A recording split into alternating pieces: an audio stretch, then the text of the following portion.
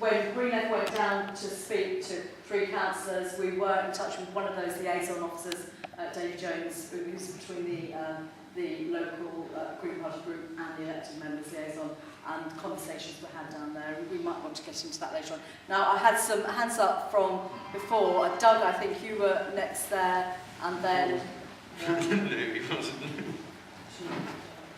And then we'll come back for more. I wasn't. Oh, you weren't? All right, okay.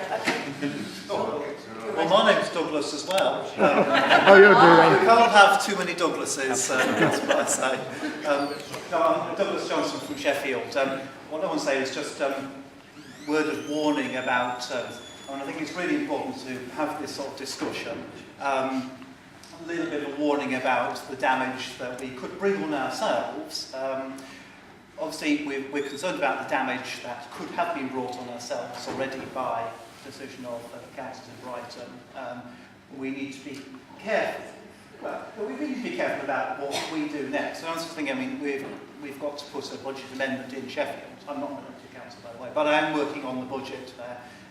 We know in Sheffield it will be kicked out because there's a clear Labour majority administration. There's only 2 Greens there at the moment. But the message that goes out, I'm certainly not going to pass judgment on the Brighton councils because I don't actually know what's happened there, but I certainly do believe that it was much more complicated than anyone can make a snap decision about. What I think would be useful is, whilst we thrash out the issues in this meeting, we also have to think about how best we can make a step forward from this point onwards. And I'd certainly say we should be very careful about publicly calling for all Brighton councillors to resign and leave the show with their heads hanging, because I think that would probably cause much more lasting damage to the Green Party as a whole than for them to stick there and say, at the end of the day, they have passed a budget that is 95% Green, and obviously they've got a line worked out there that sounds like a fairly good one to put out to the media. But yeah, so just that word of warning. I don't think there's anything else. Yeah. Could I just say that although I don't expect everybody to be au fait with all the details of the budget, there are several members who really are and who engage with that debate in great detail. And whatever much you want to call it a green budget, it was a cuts budget. It was severe. There were jobs being lost. There were cuts to services, cuts to music for children in state schools. All sorts of things going on there, but I'm not saying that, knowing our Green councillors, that they didn't do the most careful job, and that Labour councillors who've been in there for years, I know what it was like in Lewisham, rubber stamp everything, let the officers do it, don't have a look at anything, don't put any effort into it, but you can be taken over with because what's happening now with the rejection of the 3.5% council tax rise is that what they know is what's in store in the future financially and the severity of the task ahead. We were told when we were down in Brighton for this discussion, and it wasn't all 23 councillors, there were 3, and there were other members of the party, that there would be a red line beyond which they wouldn't go, although that wasn't stated where it was. We thought it would be if the council tax rise was thrown out. So I've just thrown that in there now to flesh out any of the rest of the discussion. There's Alan, John, possibly Tim. Alan, Jonathan, Essex, and Tim. Oh no, John, I've missed you out there. We'll put you in there somewhere in the mix. Alan Wheatley, Camden's Green Party. James referred to Caroline Lucas having spoken against Brighton Green, Brighton and Hove Greens having set that budget before she left. Can you clarify exactly what she did say? I wasn't in the meeting. What she said, she thought that she supported everything right up to the very last minute, that when the council tax rise was rejected, that could be the point where they didn't vote for it, and that would be a hostage to fortune, probably, having made that decision. So that was the bit that I can remember. I'm not brilliant at remembering verbatim, but anyone else who remembers better than that. I might actually bring in John before Jonathan, because John. Thanks for me. John Collins, Liverpool Green Party. One thought about clarifying the Brighton situation.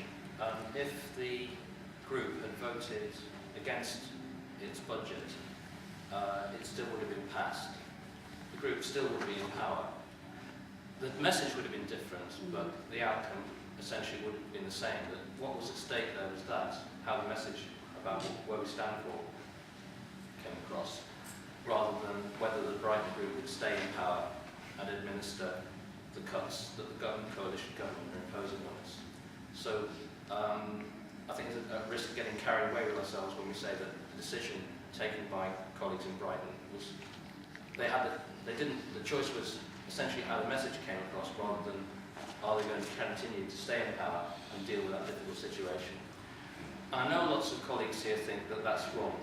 I mean, that the Green councillors should refuse, should vote against, and then, if in power, refuse to administer the government cuts.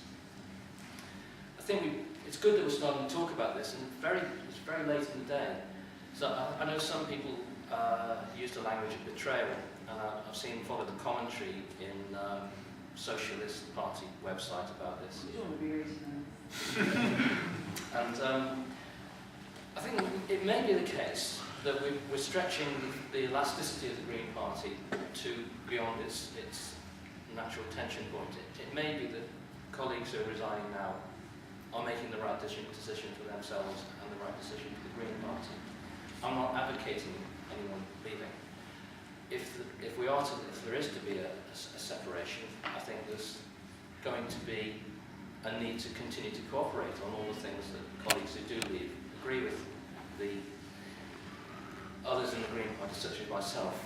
Because we were putting in Liverpool a budget amendment which would be similar, it would be the 3.5% rise for all the reasons. And because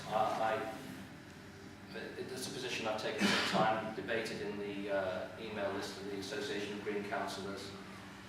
And I think that there's been a misunderstanding perhaps that affiliation to the coalition of resistance means that no Green councillor should do what I have said I'm going to do and have done.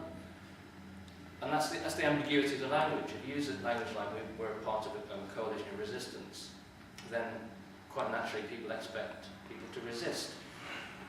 And people might interpret what Brighton's done isn't resistance, it's disagreement, it's accommodation, and hence people get cross. And I think we perhaps needed to be a bit more careful about how we approach this and needed to have talked about it sooner. I've run out of things to say. Really. Okay, I'm sure you might think something come back later on. We're the same with other people as well. Can I just abuse my position as It's co-chair? your I'm part of the discussion with Tim, who I know has got another commitment. So, is it possible for Tim to have his say? Okay.